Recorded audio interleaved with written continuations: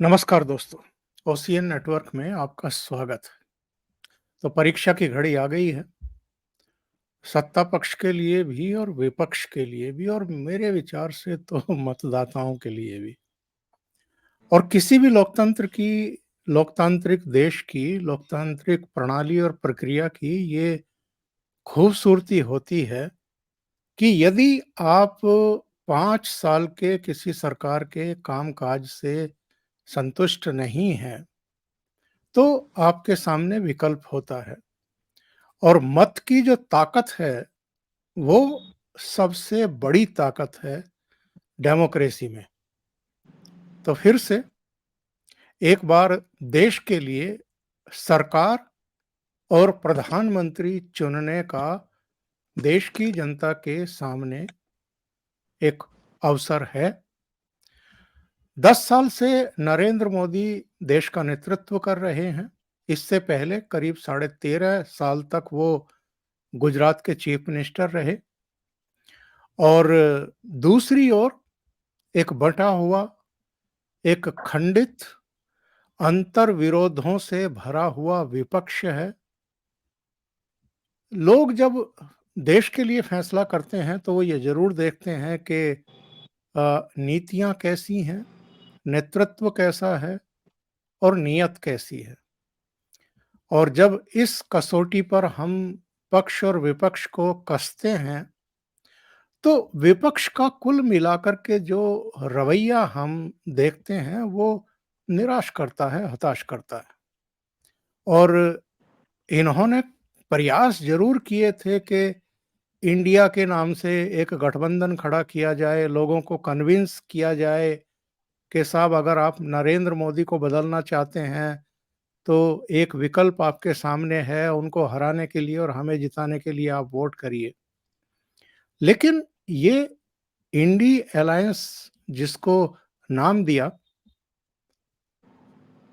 जो आलोचक हैं उन्होंने ये महसूस किया और देश की जनता ने भी ये महसूस किया कि जब सीट शेयरिंग तक आप लोग नहीं कर पा रहे हैं, एक कॉमन मिनिमम प्रोग्राम तक आप नहीं प्रस्तुत कर पाए हैं, आपका नेता कौन होगा, आपका चेहरा कौन होगा, ये भी आप तय नहीं कर पाए हैं, तो सवाल ये है कि फिर आपसे उम्मीद क्या की जाए। आप किस तरह की सरकार देने का अ, जो है विकल्प सामने रख रहे हैं देश के। तो कह सकते हैं कि रणभेरी बज चुकी है, शंखनाद हो चुका है, तारीखें आ गई हैं, रिजल्ट की तिथि भी आ गई है 4 जून। और मुझे लगता है कि जून के प्रथम पखवाड़े में ही 10 जून के आसपास जो भी प्रधानमंत्री बनेंगे वो शपथ ग्रहण भी कर लेंगे। और नरेंद्र मोदी और उनकी पूरी टीम तो बहुत ही कॉन्फिडेंट दिखाई दे रही है। जितने सर्वे आए हैं, जितने ओपिनियन पोल आए हैं, वो भी यही कह रहे हैं कि जो ये दावा कर रहे हैं 370 सीटों का अकेले भारतीय जनता पार्टी और 400 प्लस एनडीए, उसी दिशा में कारवां बढ़ता हुआ दिखाई दे रहा है। वो 370 होगा कि नहीं होगा, 400 होगा कि नहीं होगा, वो भी 4 जून को पता चल जाएगा। मेरे साथ बहुत ही खास मेहमान जुड़े हुए हैं। एक ऐसे चेहरे, एक ऐसे वरिष्ठ पत्रकार जिन्होंने अनेक विधानसभा, लोकसभा और दूसरे स्तर के जो चुनाव होते हैं उनको कवर किया है, नज़दीकी से देखा है। वो मुद्दों को भी जानते हैं, चेहरों को भी जानते हैं, पॉलिटिकल पार्टियों के वादों को, इरादों को भी जानते हैं। तो ऐसी शख्सियत से सीधे जुड़ रहे हैं धीरेन्द्र पुंडीर जी। और फिर इस चर्चा को आगे बढ़ाते हैं। धीरेन्द्र जी, बहुत स्वागत है। सर नमस्कार। नमस्कार। तो धीरेन्द्र जी, बहुत अधिक भूमिका और ना बनाते हुए मैं सिर्फ ये जानना चाहूंगा कि क्या एक बड़ा मुद्दा इस चुनाव में यही बनने जा रहा है कि मोदी समर्थक और मोदी विरोधी, इसके अलावा सारे मुद्दे गौण से हो गए हैं? देखिए पूरा चुनाव मुझे लगता है यही एक रह गया कि मोदी को हटाना है या मोदी को लाना है, मोदी को रोकना है या मोदी को ऊपर बैठाना है। ये सब चीजें इस पूरे इलेक्शन की सेंटर थीम में है, क्योंकि विपक्ष के पास अगर आप देखेंगे तो अलग अलग फ्रेगमेंटेड मुद्दों के साथ है। जिस अलायंस की बात की गई थी वो कहीं अलायंस है नहीं। जो पहले जिस तरह का एक नेचुरल अलायंस उनके होते थे पार्टियों के, उन सब पार्टियां उसी तरह है। जैसे साउथ की तरफ अगर आप देखेंगे तो कांग्रेस के साथ ही है डीएमके, बहुत लंबे समय से एआईडीएम के साथ बीजेपी जाती थी, ये इनके साथ जाते थे। इसके अलावा आप देखेंगे आम आदमी पार्टी के साथ दिल्ली में है, चूंकि यहाँ दिल्ली में उनके पास और कुछ था नहीं ऑप्शंस, तो बहुत नेचुरल अलाई होने का दावा करते करते भी वो एक दूसरे के साथ 3 सीटों पर आ गए और कोई उनके अंदर नेचुरलिटी नहीं है। उसी के साथ आप चले जाइए पंजाब में आप अलग अलग लड़ रहे हैं।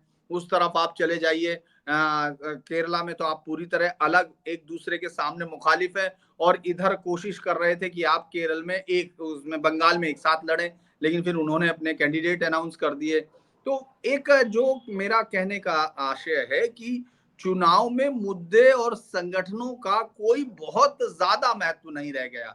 हाँ, ये जरूर है कि साउथ में आपको लगेगा डीके शिव कुमार जैसे लीडर के भाई अगर ये कह रहे हो कि हम जो है वो अलग देश बनाने वाली बात, साउथ की देश की या इस सब की बातें, तो मुझे लगता है ये सब चीजें जरूर इलेक्शंस तक आते आते आप इस तरह की चीजें जरूर सुनेंगे। तमिलनाडु में अभी प्रोसेस शुरू ही हुआ है। अगर आप देखेंगे, मैं उनके एक मंत्री का बयान देख रहा था आज जब चुनाव अनाउंस हुए, चूंकि अलग अलग जगह से प्रतिक्रियाएं आ रही थी, तो वो इस बात को उसको और कोई चीज नहीं बोल रहा था। मैं हैरान हुआ। वो कह रहा था कि मोदी बहुत लाइक नहीं करते हैं, मोदी यहाँ नहीं आए, अभी चुनाव के वक्त आए हैं, और मोदी हमारा फेयर नहीं चांस दे रहे हैं। यानी मोदी को लेकर तमिलनाडु से लेके जम्मू कश्मीर तक, जम्मू कश्मीर उत्तराखंड से लेके गुजरात तक, गुजरात से लेके राजस्थान के कॉर्नर, मान लो देश के बंगाल तक, आपको सिर्फ और सिर्फ मोदी को हटाना है या मोदी को लाना है। तो चुनाव जब इस तरह से हो जाता है तो ये एक बहुत बड़ी चीज हो जाता है। इसको भी दो चीजों में आप देख सकते हैं कि क्या मोदी के खिलाफ कोई लहर क्रिएट करने में कामयाब हो रहे हैं। अगर आप मोदी को हटाना चाहते हैं तो आपके पास कोई एक फुल प्रूफ प्लान या कोई एक सोची समझी जो एक रणनीति है जिसमें कि आपके मुद्दे वेल डिफाइंड होंगे और जिसमें आपके पास एक अल्टरनेट होगा कि हम इनको हटा रहे हैं और इनको ला रहे हैं। तो आप देखेंगे ये भी विपक्ष के पास नहीं है, जनता को बताने के लिए भी नहीं है। जो उनकी अपनी समर्थक है वो इस बात पर सवाल उठा रहे हैं कि आखिर कौन है वो चेहरा, कौन है जिसके साथ चल रहे हैं। और आज इतनी जब इतने उसके साथ चुनाव आयोग ने इतनी लंबी प्रेस कॉन्फ्रेंस में इस देश में चुनावों की तारीख का ऐलान किया, उसी समय मुंबई में एक यात्रा समाप्त हो रही थी। यानी जो इम्फाल से शुरू हुई यात्रा वहां खत्म हुई, और उस यात्रा का क्या मतलब रहा, क्या चीजें हुई, अगर हम लोग ये बात कहें किसी भी विपक्षी नेता या खुद राहुल गांधी जी से कहें कि इस पे 1 या 2 पेज का आप सिनॉप्सिस लिख दें कि इस यात्रा का चुनावी रणनीति से या मोदी को कोसने के अलावा किसी और दूसरी चीज से आपका कोई राब्ता था या रिश्ता था या आपने कोई नया वोट जोड़ा। तो या आपके कांग्रेस पहले को ही सवाल कोई का जवाब, आपने या कांग्रेस को ही आपने कोई फायदा पहुंचा दिया हो। हाँ, मैं आपको यही कह रहा हूं कि आपके पास एक लीडर जब होता है, जब चुनाव में उतर रहा है या युद्ध में उतर रहा, राजनीतिक युद्ध ही हो रहा है अब तो उसके पास एक स्ट्रेटजी होती है और अपनी सेना का मनोबल बढ़ाने का होता है। लेकिन आप देखेंगे कि पूरे चुनाव में राहुल गांधी जैसे जैसे राज्यों में प्रवेश करते चले गए, उनके पीछे पीछे उनकी पार्टी के नेता पार्टी छोड़ते चले गए। वो जोड़ने में लगे रहे और उनके जोड़ने का अर्थ उनकी पार्टी के लोगों ने तोड़ना समझ लिया, वो तोड़े जा रहे थे। तो ये अजीब किस्म की यात्रा थी जिसमें मुझे नहीं लगता कि उन्होंने कोई हासिल किया होगा। तो ये बहुत सीधे तौर पे आपका पहला जो जवाब है कि चुनाव में कोई मुद्दा नहीं ऐसा दिख रहा है, और सिर्फ मोदी या इधर है और मोदी उधर है, यानी दोनों तरफ मोदी है। और उसका भाव कुछ भी पढ़ा जा सकता है, खासतौर से जब लोकसभा में मल्लिकार्जुन खड़गे ने कहा कि वो कह रहे हैं 400 पार अब की बार, तो उसी जैसा अंदाज है। धीरेन जी, मैं कुछ और मुद्दों पर जाना चाहता था, लेकिन चूंकि राहुल गांधी की चर्चा शुरू हो गई है तो मैं पहले कांग्रेस की ही बात कर लेता हूं। 2014 में भी नेता प्रतिपक्ष बनने के लायक इस देश की जनता ने उनको सीटें नहीं दी थी और 2019 में भी यही हाल हुआ। क्या इससे कांग्रेस पार्टी ने या कांग्रेस का जो भी नेतृत्व कर रहे हैं, उन्होंने कोई सीख ली, कोई सबक लिया? कुछ सुधार की दिशा में वो बढ़ पाए पिछले 5 वर्षों में, यानी 2019 से लेकर 2024 के बीच में? और आपकी दृष्टि में कांग्रेस का इस चुनाव में परफॉर्मेंस कैसा रहने वाला है? देखिए, जब आप अपनी रणनीति पर ध्यान देते हैं और आपको ये मालूम हो कि मुझे क्या करना है, तब आप अपनी जीत-हार पर बात कर सकते हैं। तब आप अपने कार्यकर्ताओं को ये मैसेज दे सकते हैं कि हम इस रास्ते पर चल रहे हैं और इस तरह से हमको ये परिणाम मिलेगा। ये क्लैरिटी आपको और आपके जो कार्यकर्ता हैं, उनके बीच में एक सिंक्रोनाइज़ेशन होना चाहिए, सिंक बैठना चाहिए। उस तरह का कम से कम नहीं दिख रहा है। 2019 के बाद पार्टी और अजीब से उसमें आई। आपने देखा 2019 के बाद 2022 में एक बहुत बड़े एक्सपेरिमेंट के तौर पर प्रियंका गांधी को आगे लाया गया। लड़की हूं, लड़ सकती हूं के नारे के साथ वो लड़ने पहुंच गई लखनऊ, लेकिन उनको खुद नहीं पता था कि वो किससे लड़ना चाहती हैं, उनके लोग किससे लड़े। तो सबसे बड़ा एक्सपेरिमेंट मैं कांग्रेस का वही कहूंगा। आप जब वहां जीत गए, जब हिमाचल में जीते, तो आपके पास ये बताने के लिए नहीं था कि आपकी कौन सी रणनीति वहां काम की। आप कह रहे हैं कभी OPS one pension one old pension scheme आपकी जीती है, या फिर आपका जो कांग्रेस उसके खिलाफ जो नीतियां हैं आप जो जिनको बता रहे थे वो जीती हैं, या आपकी फ्रीबीज जीती हैं जो आप कर्नाटक में बता रहे थे। तो लगातार आपको जीत और हार का वो नहीं पता चल पा रहा, क्योंकि क्लैरिटी होती है। भले ही हम बाहर कोई भी फ्रंट बना ले, मेरा जो भी बातचीत होगी वो अलग हो सकती है, लेकिन मेरे पास अंदर क्लैरिटी होगी, मेरे कार्यकर्ताओं को बताने के लिए क्लैरिटी होगी। वो कांग्रेस की 2019 के बाद और खराब होती है, क्योंकि इसका कई राज्यों में उदाहरण आप देख सकते हैं।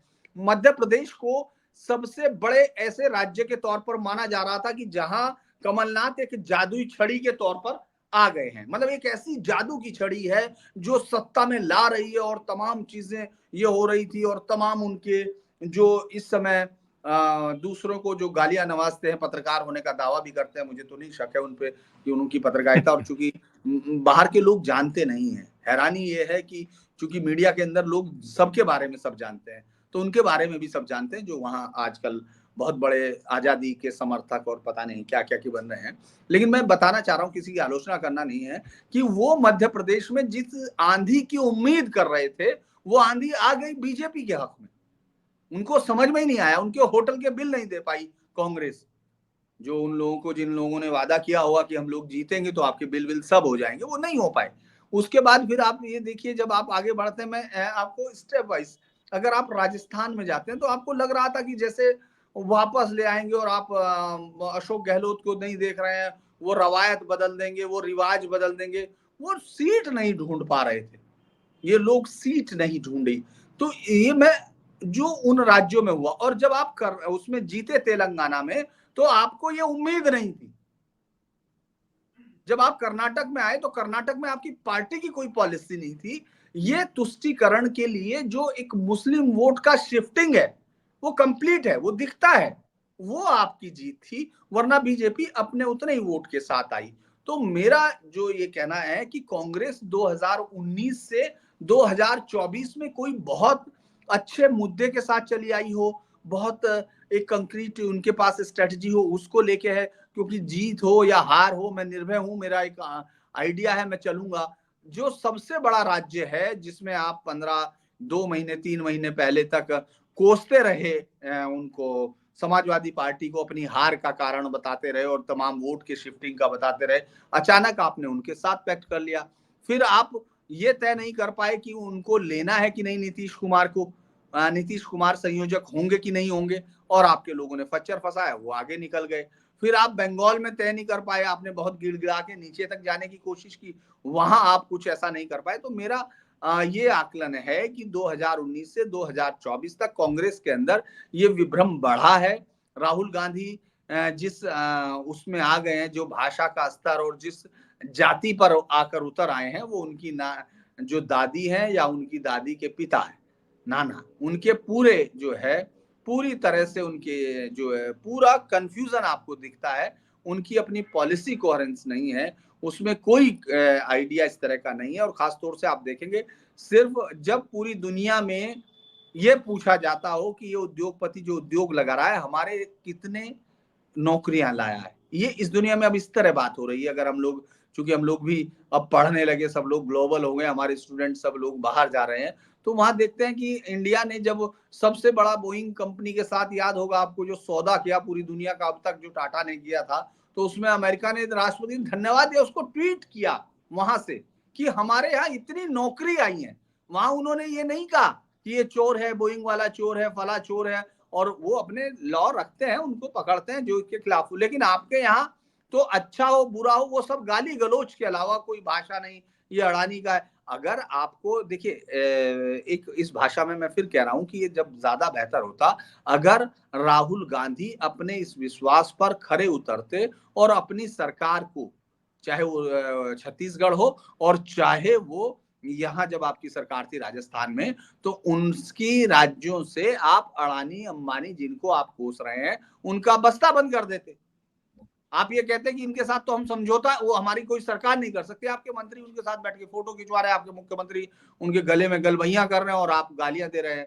तो आपको यही नहीं, वोटर समझ नहीं पाता है कि आप कहना क्या चाहते हैं। तो ये 2019 में मुझे लगता है कि इनके पास जो सीट आएंगी वो उस चमत्कार से आएंगी जो मोदी के खिलाफ ध्रुवीकरण में जो वोट मिल सकता है उसके अलावा, वरना इनके पास स्ट्रेटजी से कोई वोट नहीं आएंगी। 2014 में भी इनको नेता प्रतिपक्ष का कोई वो नहीं मिल पाया था, और ये दुर्भाग्य मुझे लगता है इनका जारी रह सकता है।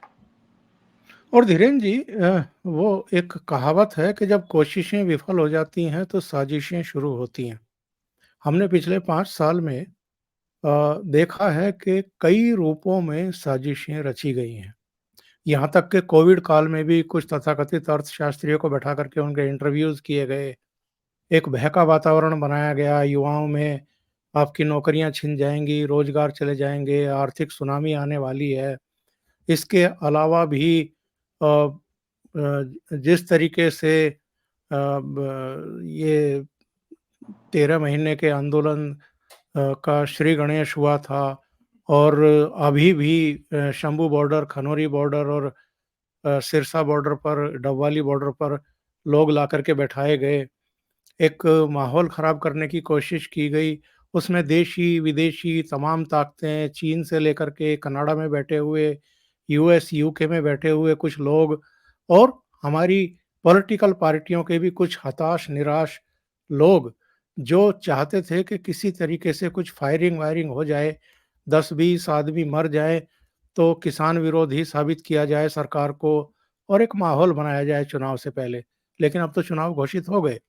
इनकी तमाम साजिशें विफल हो गई एक तरीके से, और यहाँ तक किसी तरीके से शांतिपूर्ण तरीके से चुनाव तक लेकर आने में कामयाब रहे प्रधानमंत्री नरेंद्र मोदी इस देश को।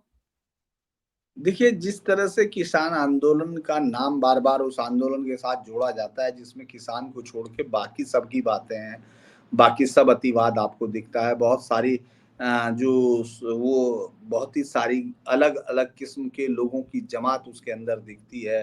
कोई कहता है कि प्रधानमंत्री के बच्चे नहीं है तो वो जानता नहीं है, कोई कुछ और बोलता है, कोई कहता है कि इस देश में टुकड़े कर देंगे हम, उस पाकिस्तान हमारे ज़्यादा करीब है, हमारे वो बॉर्डर खोल दिए जाएँ, हम वहाँ चले जाएँगे। इस तरह के बयानों को देने वाला, उसका अर्थ ये था कि उनका एक सेक्शन है मीडिया का जो इस सब को छाप के बहुत खुश होता है, जिसको लगता है कि आज की बाइलाइन, आज की हेडलाइंस यही है, तो वो लोग बहुत खुश होते हैं। लेकिन आप ये देखिए पिछले 1 हफ्ते, डेढ़ हफ्ते से आपको उस किसान आंदोलन की कुछ अंग्रेजी के चंद अखबारों के अंदर के पन्ने पर जो रोने वाली कहानियां हैं, जिसमें वो बहुत लिखते थे, याद होगा आपको, एक पत्रकार साहिबा ने लिखा था, बुरहान वानी ए टीचर्स, ए स्मॉल टीचर सन, और ये सब, मतलब वो जो कहानियां लिखते थे कि आप इसको समझ नहीं रहे हैं, ये सब चीजें तार तार हो गई हैं, सब दिख रहा है। और मेरा ये मानना है कि प्रधानमंत्री बोल रहे थे कुछ देर पहले ही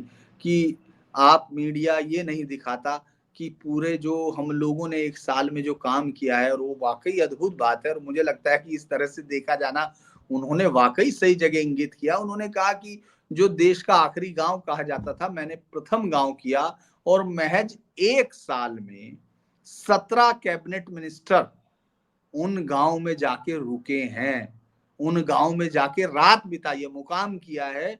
और सबसे बड़ी बात है, कुछ गांव का टेम्परेचर -15 भी था। तो ये कभी नहीं हुआ है, आपने इस पे बात नहीं की। 688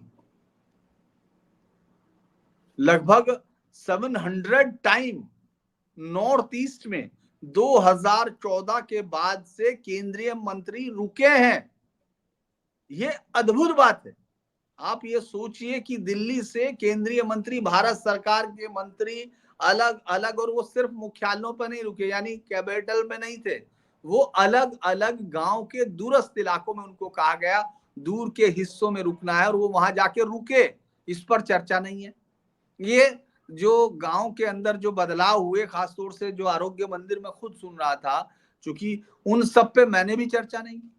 हम लोगों ने उन पे चर्चा ही नहीं की जो चीजों को बदल रहे हैं, कितने लाख वो बने हैं। मैं उसके पॉजिटिव, मैं ये नहीं कह रहा कि आप सिर्फ पॉजिटिव देखिए, आप उसके जो क्रिटिकल एनालिसिस एक जर्नलिस्ट के लिए होता है वो आप कीजिए, लेकिन आप लाइए तो, आपको खबर तो दीजिए। आपको कहाँ लगता है, उन्होंने अपने उसमें कहा कि मैं अकेला प्रधानमंत्री हूं जो 2014 से पहले जितने भी प्रधानमंत्री हुए उन सारों के नॉर्थ ईस्ट के जो विजिट्स हैं उन सब को जोड़ लीजिए, उससे कई गुना मैं अकेला गया हूं। तो जो बदलाव की कहानी है वो आपको इस तरह के मुद्दों से, और प्रधानमंत्री अगर इस तरह की बात करते हैं तो मैं एक चीज का और श्रेय दूंगा कि बहुत समय पहले से, मतलब आपको अच्छे से याद होगा, मैं तो खैर पढ़ा हूं या बच्चों में बचपन में सुना होगा कि लोग घृणा करने लगे थे। आपने देखा होगा नेताओं से, उनको नेताओं के साथ जुड़ते नहीं थे। अच्छे बच्चों को ये कहा जाता था आपको वो बात नहीं करनी है।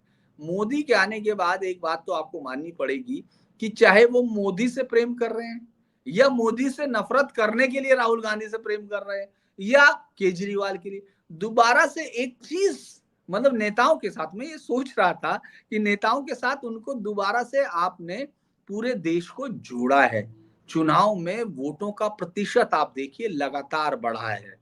तो यानी डेमोक्रेटिक सेटअप के प्रति लोगों का विश्वास बढ़ा है। लोगों के अंदर ये ताकत आई है कि राजनेता हमको रास्ता दिखा सकते हैं। वो अलग अलग राजनेता सब चुनना चाहेंगे अपने को, लेकिन ये एक बड़ी चीज है जो दिखती है। और प्रधानमंत्री मोदी यकीनन इस विश्वास के हकदार हैं, क्योंकि जो उन्होंने किया है, और मुझे लगता है अभी जनता दूध का दूध पानी का पानी कर देगी, क्योंकि वही एकमात्र तरीका है। बशर्ते लोग अभी से जो मुझे लगता है कि ईवीएम, आज वो सवाल भी पूछा गया था कि भाई ईवीएम की इज्जत का क्या होगा, है ना, क्योंकि वो 1 जून से रोना शुरू करेंगे कि 4 जून से करेंगे या पहले फेज से। तो वो सब चीजें हैं, लेकिन प्रधानमंत्री को मैं आपकी बात का ये कहूंगा कि श्रेय देना चाहिए कि उन्होंने कोशिश की, वो बचा के लाए। आज मुख्य चुनाव आयुक्त ने बताया कि 1,89,00,000 के आसपास नए मतदाता जुड़ रहे हैं, और जाहिर है इन नए मतदाताओं की उम्र तो कम ही है, यानी नौजवान ही हैं। तो नौजवानों और महिलाओं को खास तौर से फोकस किया है प्रधानमंत्री नरेंद्र मोदी ने। देखिए, आज एक और बड़ी चीज उन्होंने कही, एक ये है जो 21 तक के लोग हैं, और 21 से 30 तक के लोग लगभग 19 करोड़ हैं। यानी जो बहुत अच्छे शब्दों का इस्तेमाल किया चुनाव आयुक्त। आज मैं सुन रहा था बहुत दिनों बाद, चूंकि ज्यादातर तो चुनाव आयुक्त की आपने देखा होगा कुछ सालों पहले इंग्लिश में वो बोलते थे और कुछ कहने से हिंदी में एक दो बातें हुआ करती थी, लेकिन आज राजीव जी का भाषण मुझे लगता है कि बहुत सारी मैं, चूंकि हम लोगों की आदत होती है उसके बाद हम लोग रिएक्शंस लेते हैं, जो आपको हमारी ड्यूटी भी है और हम लोगों की आदत भी है। तो मैं अलग अलग महिलाओं ने, मतलब जब महिला वोटर्स जो लोग घरों में थी उनसे मैंने अब अलग अलग चीजों पे बात कर रहे, तो उन्होंने कहा कि वो बहुत बढ़िया बोल रहे थे, और आज हमने सारा भाषण सुना। तो उसमें उन्होंने बहुत सारी चीजें जैसे कही कि वो ये वोटर्स हैं जो पहली बार जोड़े, जिसके लिए वो घर घर पहुंच गए, उन्होंने हाथा जोड़ी की। उसके बाद वो लोग जो डेमोक्रेसी के सबसे ज्यादा मूल्यवान है आपसे और मेरे से, क्योंकि वो ज्यादा समय तक उनको वोट करना है, उनको ज्यादा समय तक आगे डेमोक्रेसी में सेटअप में अपना योगदान देना है। तो वो लोग ज्यादा कीमती, यानी लगभग 20 से 21 करोड़ लोग फर्स्ट टाइमर्स हैं, जिस पर प्रधानमंत्री मोदी लगातार काम कर रहे थे, उनकी पार्टी लगातार काम कर रही है। महिलाओं को तो मैं आपसे, जब हम लोग पिछली बार बात कर रहे थे तो मैंने कहा था कि महिलाओं के सहारे प्रधानमंत्री मोदी ने, ये मेरी नजर में है कि प्रधानमंत्री मोदी ने महिलाओं के सहारे जातिवाद और कुछ हद तक धर्म आधारित राजनीति की काट खोजी है। क्योंकि महिलाएं इस बात को ज्यादा महसूस करती हैं कि उनके चूल्हे तक क्या आया है। महिलाएं किसी भी दुर्व्यवस्था की, कुव्यवस्था की सबसे पहली और सबसे बड़ी शिकार होती हैं। लिहाजा जब भी घर में कुछ पहुंचता है तो उनको मालूम है ये उनके बच्चों के हक में आया हुआ है, तो लिहाजा वो उस नेता को चुनती है। उनके पास बहुत मुद्दा ये नहीं होता कि चाइना में जब वो हो रहा है और हम लोगों ने मंगोलिया का साथ क्यों नहीं दिया, रवांडा में जब अमेरिकन घुस गए तो हम लोगों को विरोध करना चाहिए, और अल शबाब अगर संगठन है बोको हरम का तो हमको उसमें, ये नहीं। उनके लिए ये है कि मेरे बच्चे के लिए बेहतर क्या है, कल को इसका भविष्य क्या होगा, मैं रात को रोटी बनाऊंगी तो साथ में सब्जी या दाल दे पाऊंगी कि नहीं दे पाऊंगी, मेरे बच्चे के लिए एक गिलास दूध आ सकता है या नहीं आ सकता, मेरा पति अगर बीमार पड़ेगा तो उसको मैं दवाई दिला सकती हूँ कि नहीं दिला सकती हूँ। इस पूरे सब्जेक्ट को प्रधानमंत्री मोदी ने बहुत एड्रेस किया है, और मुझे लगता है कि यही वजह है कि जब आप इस बात पर मेरी, मुझे लगता है जरूर तस्दीक करेंगे कि जब आपके इलाके में पिछली बार आरएलडी अलग लड़ रही थी तो भी जो महिला वोटर्स हैं, जो आरएलडी के कट्टर समर्थकों के घरों में बच्चियां हैं, महिलाएं हैं जो वोट दे सकती थी, उनमें से बड़ा वोट प्रधानमंत्री मोदी को मिला। मुस्लिम वोट की जो बात की जाती है, इतना बड़ा मैं उसको बहुत ज्यादा तो नहीं मानता हूँ विश्वसनीय, लेकिन अगर मुस्लिम वोट पड़ा तो मुस्लिम महिलाओं का वोट पड़ा, जो 3 तलाक से परेशान थी, या जिनको लगता था कि हाँ ये जो घर मिले हैं, ये जो सुविधाएं मिली हैं, ये इस प्रधानमंत्री की देन है, तो इसको हक है कि हम अपना वोट दें। तो मुझे लगता है ये दोनों पर बहुत काम किया गया, और वही उनकी जीत के जो सपने हैं, जो प्रधानमंत्री मोदी का विश्वास है, उसका आधार यही है। आखिर में मैं ये ज़रूर जानना चाहूँगा, ये तो हमें पता है कि उत्तर प्रदेश कैसे बिहेव करने वाला है। मोटे तौर पर हमें इसका भी अंदाज़ा है कि बिहार कैसे किस तरह का टर्नआउट होगा, किसके पक्ष में टर्नआउट होगा। आपकी दृष्टि में कौन से स्टेट हैं? और मैं आपको इंगित भी कर दूँ, पश्चिम बंगाल, तमिलनाडु और महाराष्ट्र। हालाँकि महाराष्ट्र में तो पिछली बार भी जब शिवसेना और भारतीय जनता पार्टी एक थे, तो उसका बिहेव काफ़ी पॉजिटिव ही रहा था। लेकिन इस बार परिस्थितियाँ थोड़ी बदली हुई हैं, कुछ कन्फ्यूजन है, जिस तरह के ओपिनियन पोल आए हैं। तो मैं 3 स्टेट के बारे में जानना चाहूँगा, तमिलनाडु, पश्चिम बंगाल और महाराष्ट्र। इनसे कुछ चौंकाने वाले नतीजे आ सकते हैं क्या भारतीय जनता पार्टी के लिए? देखिए, बीजेपी को बहुत उम्मीद है इन राज्यों से, और हम लोग एज ए रिपोर्टर इसको वॉच करते हैं कि बंगाल तो मेरे विचार से जो 2019 में हम लोगों ने देखा था, उस वक्त कोई नहीं मान रहा था जब हम बता भी रहे थे, तो लेकिन वो मुझे लगता है वो रिपीट भी कर रहा है और उससे बेहतर वो करेगी, इसमें कोई शक नहीं है, मतलब आज की डेट में। लेकिन कल का उनका जो चोट का वो है, तो मुझे लगता है वो दौर गुजर गया। हालांकि जो ममता बनर्जी का अगर हम लोग वो देखते हैं राजनीतिक ग्राफ, तो 2011 से 2016 में और 2016 से 2021 में उनकी सीट निरंतर बढ़ी है, उनका वोट बैंक भी बढ़ा है, इसमें कोई शक नहीं है। लेकिन शून्य से खड़ी हुई बीजेपी 2011 2016 में बिल्कुल गायब थी। 2018 में कोई पूछने वाला नहीं था जब वो पंचायत चुनाव होते थे वहां, लेकिन वही बीजेपी जब 2019 में 18 सीटें लेती है तो लोगों को यकीन नहीं आता है। क्योंकि मैं तो आपको पिछले उसमें वर्णन कर चुका, तो इसलिए मैं दोबारा नहीं बताना चाहता, उसको दोहराना नहीं चाहता। लेकिन जो अलग अलग है, चाहे वो कहीं भी, कूच बिहार से लेके हम लोगों ने अलग अलग पूरे हिस्से को कवर किया बंगाल के, तो मुझे नहीं लग रहा था कि लोगों को ये उम्मीद थी। तो इस बार जब लोग उम्मीद के साथ आएंगे, क्योंकि अब उनको विश्वास है कि ये हटा सकती है, तो जो कार्यकर्ता का मनोबल है वो ऊपर चढ़ा हुआ है, और जो कांग्रेस और वामपंथी के वो कोर वोटर जिनको हर हालत में टीएमसी को हटाना है, उनको अब ये क्लियर मालूम है, जो पिछली बार एम्बिग्यूटी थी कि क्या बीजेपी वाकई इतना बड़ा क्लेम जो कर रही है आएगी, वो इस बार क्लियर है कि उनके पास कोई दूसरी ताकत नहीं है जो ममता के शासन को हटा सकती है। तो लिहाजा वो भी एक मत होके खड़े होंगे। तमिलनाडु एक ऐसा राज्य है जिसमें लोग चमत्कार की उम्मीद कर रहे हैं, क्योंकि बीजेपी को एक बहुत अच्छा लीडर भी मिल गया है। क्योंकि बीजेपी मजबूरी है, प्रधानमंत्री मोदी वहां हो सकता है बहुत लोकप्रिय हो, लेकिन उसको उस भाषा में ट्रांसलेट करने की जरूरत थी, उनके कम्युनिकेशंस को बदलने की जरूरत थी। क्योंकि जो तमिलनाडु है वो सिर्फ हिंदी विरोध और पिछले 60 सालों से ब्राह्मण विरोध, नॉर्थ इंडिया के विरोध पर वहां राजनीति खड़ी की गई है। उस राज्य को इतना घृणा से पाला है डीएमके और एआईडीएमके की पॉलिटिक्स ने कि पेरियार, रामास्वामी पेरियार मैं नहीं कहूंगा, जो कि सम्मानित आदमी के लिए कहा जाता है, उन्होंने जिस तरह के मंदिरों के लिए वर्ड, वो सब चीजें, उसके सामने जब आप एक ऐसा नेता लाए हैं, एक ऐसा युवा है, युवा नेता है, राहुल गांधी नहीं है जो 54 साल में युवा है, लेकिन वो एक युवा नेता है, यकीनन 39 साल का, 38 साल का लड़का, जो 2011 का आईपीएस है, 2018 में छोड़ता है 19। तो ये एक 19 में बड़ा बहुत ही ताकत देता है। और वो जो एन मन एन मक्कल, यानी मेरे लोग मेरी जमीन, जो ये यात्रा की, जो पूरी सीटों पर की 239, उस पूरी विधानसभा में उनकी यात्रा गुजरी है, उस पर उनको जो समर्थन मिला है, जिस तरह का समर्थन और जिस तरह का सीधा टकराव किया है, सनातन को लेकर खड़ा हुए हैं, तो मुझे लगता है वो एक चमत्कार की उनके पास एक गुंजाइश है।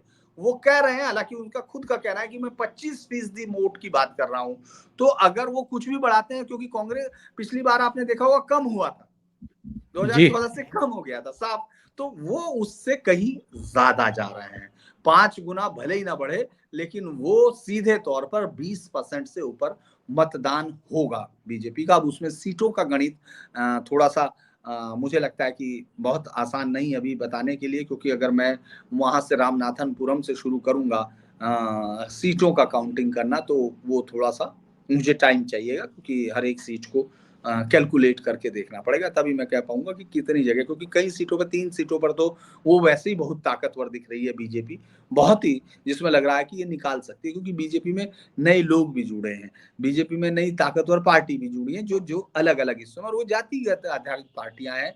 चूंकि उत्तर भारत के लोग वहाँ की भारतीय, उधर तमिलनाडु की राजनीति की जाति पॉलिटिक्स को बहुत कम अमूमन समझते हैं, तो वो लगता है कि वहाँ की जो जातीय गणित है उसमें है। तीसरा आपने महाराष्ट्र का कहा है, महाराष्ट्र मुझे लगता है कि नुकसान जो होने की उम्मीद थी उतना नुकसान नहीं हो रहा है। दोनों पार्टियां और कमजोर हो रही हैं, लेकिन जितना था अगर बीजेपी उतना रख लेती है, जो कि लग रहा है कि अपने दोनों सहयोगियों के साथ मिलके वो उस लेवल तक जा सकती है, और बीजेपी के खिलाफ तो कोई आंधी नहीं दिख रही है या वो है, तो मैं ये कह सकता हूँ कि पिछले प्रदर्शन के आसपास बीजेपी रह सकती है, जो उसके सहयोगियों की 18 सीटें जो थी शिवसेना की, अब उसमें अजीत पवार और शिंदे गुट कितना ला पाएगा ये जरूर देखना इंटरेस्टिंग होगा, लेकिन बीजेपी अपनी सीट बचा सकती है। बहुत बहुत धन्यवाद धीरेन जी, इतना समय निकालने के लिए ओशियन नेटवर्क के लिए और कई मुद्दों पर चर्चा करने के लिए। Thank you so much. नमस्कार। नमस्कार।